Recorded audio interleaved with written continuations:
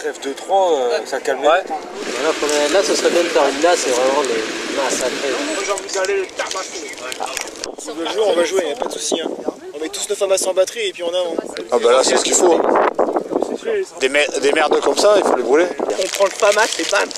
Et je vais le vider. Hein. Tu sais que pendant un moment, ça m'a vraiment traversé l'esprit de sortir mon pétard. Ouais, moi aussi. Ah ouais, mon gars.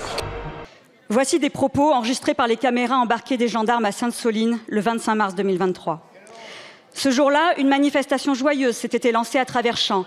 Des gens de tous âges, pique-nique dans le sac à dos. On rit, on chante. Et puis le chaos. Allez, s'il vous plaît, 5000 grenades tirées en quelques heures. Les cris, les larmes, le sang. Je revois cette jeune fille portée par plusieurs personnes. Et ces mots, elle a plus de mâchoire. Ce tout jeune homme qui pleurait dans mes bras. Cet autre, la joue à moitié arrachée, prêt à se faire recoudre là, sans anesthésie. Tous ces visages ensanglantés, tous ces gens qui boitaient. Tous ces blessés dans des couvertures de survie allongés dans la boue que nous avons essayé de protéger par une chaîne humaine, défaite par des tirs tendus de lacrymo depuis des quads lancés à toute allure.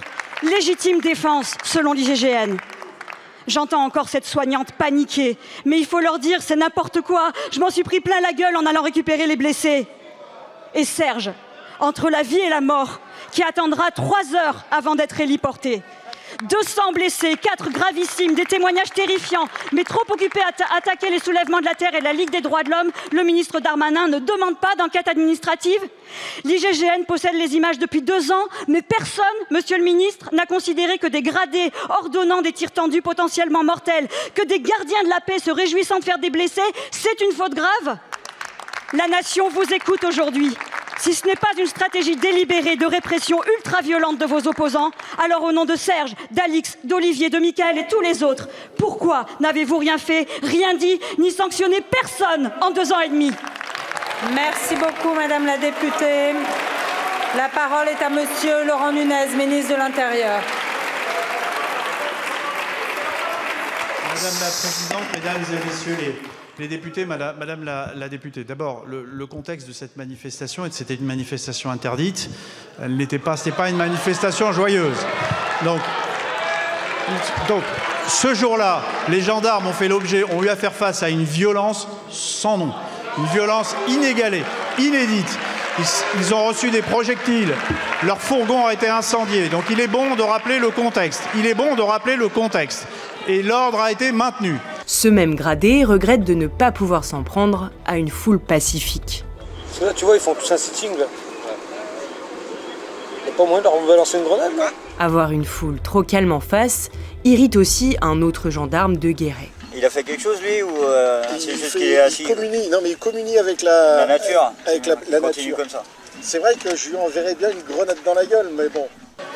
Vous citez des propos qui ont été relayés par les médias. Des propos qui sont, je vous le dis tout de suite, intolérables, inacceptables, et pour lesquels j'ai demandé une enquête administrative qui va se dérouler.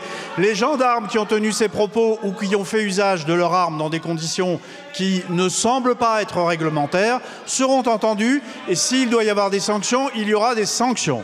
Des merdes comme ça, il faut les brûler. Je ne compte plus les mecs qu'on a éborgnés. Moi, j'ai envie d'aller les tabasser. Ces propos sont choquants, mais ils ont été accompagnés d'actes bien plus choquants encore, comme des tirs tendus de grenades lacrymogènes et explosives volontaires et parfois même sur ordre des supérieurs hiérarchiques. Là, honnêtement, là, j'ai tiré plus que 45 grenades. Oh putain, ça fait plaisir, ça. Quelques tendus, ça. L'histoire. Je m'adapte au vent, j'ai pas le choix. Il y a beaucoup de vent, mes grenades elles n'avaient pas d'effet, j'étais obligé de réduire le degré de mon canon. En aucun cas je visais les manifestants. Mais non. Non. Moi je peux témoigner. Ouais, en plus t'étais mon superviseur. Oui. T'es gradé, voilà. Oh là on est prêts, là, on va les manger. Hein. Bah oui. Bah, je mets bien sûr encore. Faut qu'on les tue. Ces tirs tendus sont interdits parce qu'ils peuvent tuer. Mais le plus choquant dans cette histoire, c'est que l'inspection générale de la gendarmerie nationale a visionné ces images et n'a pas jugé bon d'en informer le procureur. Ce dernier avait pourtant chargé l'IGGN de l'enquête pénale ouverte pour déterminer les circonstances dans lesquelles 4 manifestants avaient été gravement blessés. La retranscription des vidéos transmises au procureur n'évoque que très partiellement les faits et en amoindrit la gravité. Alors en cette veille de 13 novembre, nous saluons l'engagement quotidien des forces de l'ordre. Et nous disons avec d'autant plus de force que ceux parmi eux qui salissent l'uniforme ne devraient pas être au-dessus de la justice. Cela devrait être garanti par un contrôle indépendant et transparent. Comment expliquer cette retranscription ni loyale ni honnête? Comment expliquer que le ministre de l'Intérieur de l'époque, M. Darmanin, n'ait pas jugé utile d'ouvrir en parallèle une enquête administrative sur ces faits, pourtant dénoncés par de nombreux élus présents lors de cette manifestation? Enfin, comment pouvez-vous nous garantir l'indépendance du parquet quand le garde des Sceaux, supérieur du procureur de la République, est celui qui était le plus haut responsable du maintien de l'ordre au moment des faits? M. Darmanin est en situation manifeste de conflit d'intérêts. En démocratie, il aurait déjà démissionné. En France, messieurs les ministres, participer à une manifestation interdite est sanctionné d'une amende, pas de 2 semaines de coma. Alors pour une fois en Macronie, soyez à la hauteur. Merci beaucoup, Madame la députée. La parole est à Monsieur Laurent Nunez, ministre de l'Intérieur. Merci Madame la Présidente, Mesdames et Messieurs les députés, Madame la députée. Alors, je ne reviens pas sur la réponse que je viens de faire. Vous vous étonnez du fait que je n'ai pas connaissance comme ministre de l'Intérieur de ces vidéos, de ces faits très graves qui ont donné lieu à l'ouverture d'une enquête administrative.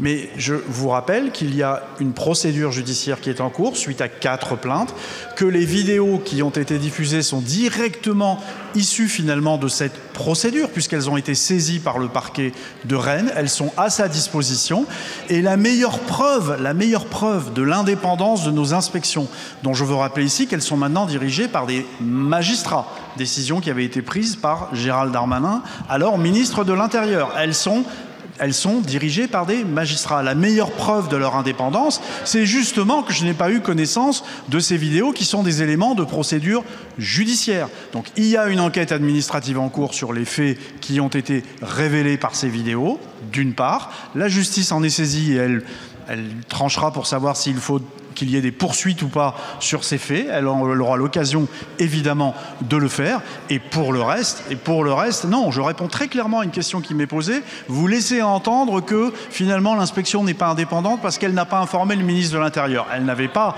à le faire. Ça s'appelle le secret de l'instruction. C'est le secret de l'instruction. Il faut le respecter. Et la meilleure garantie que des inspections soient menées, c'est bien celle-là. Voilà. Et à cet instant, évidemment, je veux redire que lors de cette manifestation, 48 gendarmes ont été blessés. C'était une manifestation d'une violence inouïe et il y a eu une réponse proportionnée qui a été apportée. Il y a les faits révélés par la vidéo. Il y aura une enquête et s'il le faut, il y aura des sanctions. Merci beaucoup, Monsieur le Ministre.